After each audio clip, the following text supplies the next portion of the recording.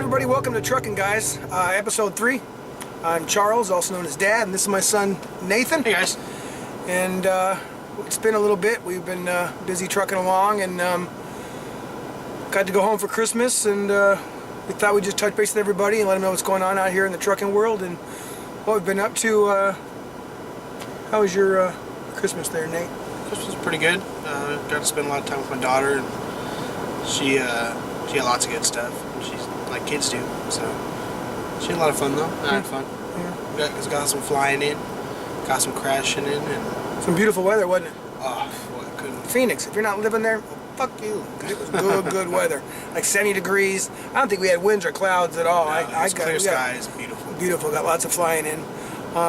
We got to go home. I think we were actually home Monday. We went out. We were home for 8 days, I believe, as long as we've ever been home in all the time that we've been out.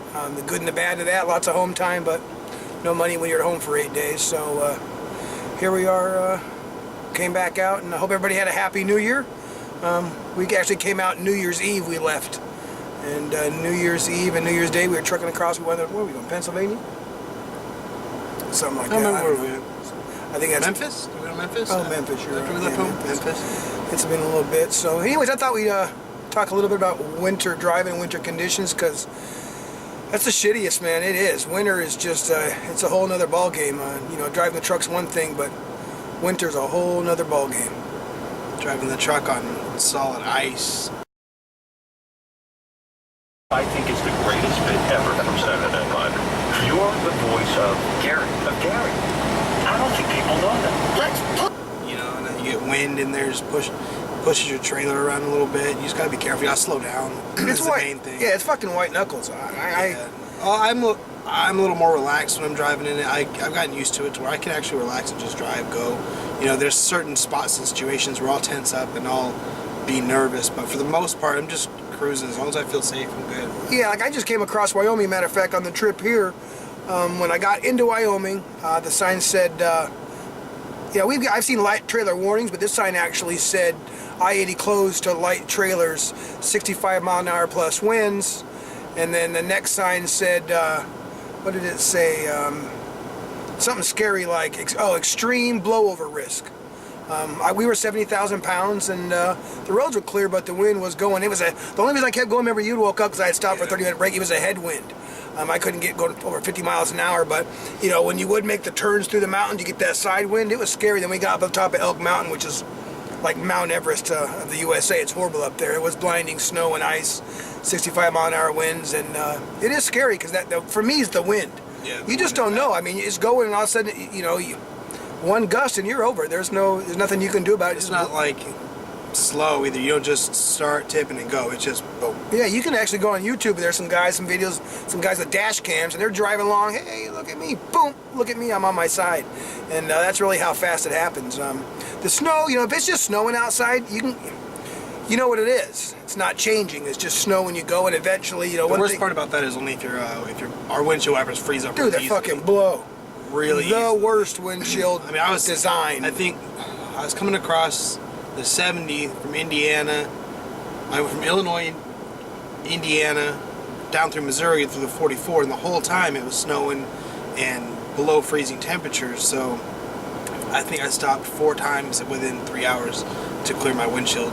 We actually had a blade break off, like boom, and it shot off the fucking thing, and there was no more fucking blade. The design, the window's actually curved on the corners. They put 24-inch blades. When the blade comes off the corner, it doesn't catch, so it builds up ice, and pretty soon the whole thing just doesn't touch the window. We bought shorter blades and did that. Yeah, but you spent like $30 in blades in the last 3 months. Yeah, and then, trying to get the right ones. And we were fortunate enough, not fucking fortunate enough, to spend our reset up there south of Toledo in that Arctic sub-zero death. I mean, it gripped the whole country, but... Yeah, we were there for a reset, right? Yeah, we're doing a reset there for 2 days, and it was negative 20 on the...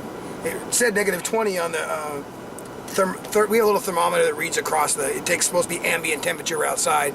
It said negative 20, but the wind chill, I don't know what it got down to, but I've never in my life ever been that fucking cold. It hurt. Like, as soon as you got outside, like, for a second, you're alright because your body's still warm, but as soon as your clothes cool down and then the wind hits your face... Yeah, it was brutal. It's not cold, it's painful.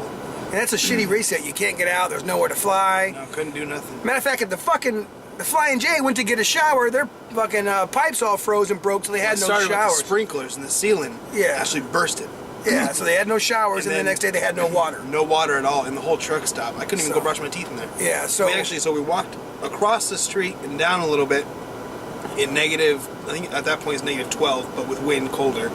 And there's a pilot just to get a shower. Yeah, there's a pilot down there. It sucked. It was only like a 5-minute walk, but it felt like... Oh, the worst thing was we were sitting next to a guy who had an older Peterbilt, I believe it was, and the way the wind was blowing and this super airtight Freightliner we're in, if we ever go in the water, we're drowning instantly, because this thing, literally, like, go across Wyoming, if you have a side wind and the snow's blowing, the snow comes through the doors and the window and little flakes are going across your face. It's fucking unreal.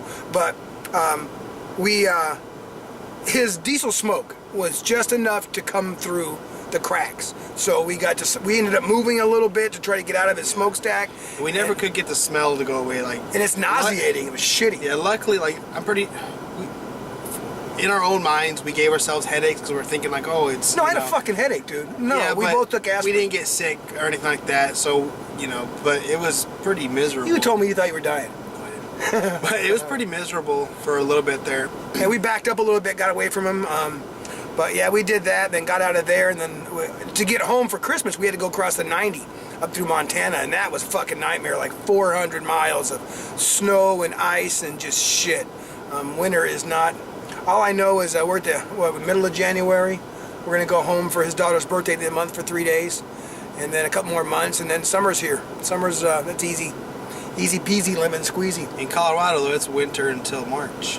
So April. You have to have change April 1st. I meant May. Yeah, I meant May. May, yeah. In Colorado, you have to have change from September 1st to April 30th or 31st, whatever the last day of April is. And then up here in California, the I-80 Donner Pass is from September 1st to April 1st. That you have to carry chains on your truck to even cross it, because at any moment it could just turn to shit. But they say if chains, we put chains on a couple times.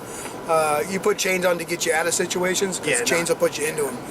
And it's a bad thing, so we got lucky going over Donner this time. Yeah, no, hardly no snow up there, but the rest of the country, mild up there. It's been a shitty fucking winter altogether. Yeah, it has. It's been horrible.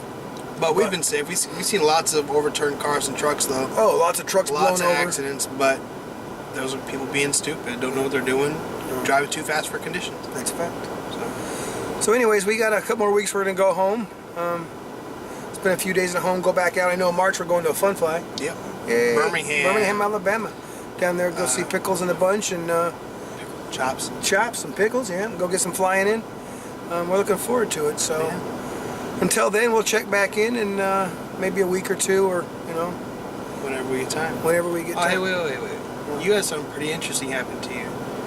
What? At that rest area. Oh shit! I was sleeping, so. Yeah, I pull into a rest stop in Utah, and just to do a 30-minute break. They're mandatory, and a lot of times people in big RVs will pull in between. They'll pull in the big spots too. They don't park with the cars, they park there. So as I'm pulling in, I guess the lady opened her door to get out, and her cat jumps out, and I run her cat over. She lost her fucking mind, and I understand. I mean, I felt bad. I'm trying to console her. Her husband's trying to console her. It's her cat. It's some Siamese cat. It's squished. I offered to pay for the cat. I didn't know. I just know what to do. She calls the police because she's fucking hysterical. Cops come. She's telling the story. All of a sudden the cop comes to me, and he put me in handcuffs and put me in the car. And I asked him, what am I being charged with? And he told me that it's illegal to pay for pussy in a rest stop in Utah. But anyways... on a serious note, though, I just out for a 30-minute break at a truck stop in Arkansas. And there was a box on the ground, and I opened it, and there was a foot in it. A foot? A foot. What'd you do? I called the tow truck. So... Yeah, boy, huh? Yeah. So, anyway, we hope everybody's having a good, happy New Year. Stick to your resolutions. Mine is to lose a few pounds. I've been out here 3 years, and I think I put on 15 pounds, and it's all in my belly. So anyways, peace and love. Anyways, we'll talk to you guys soon. Peace, guys. Bye.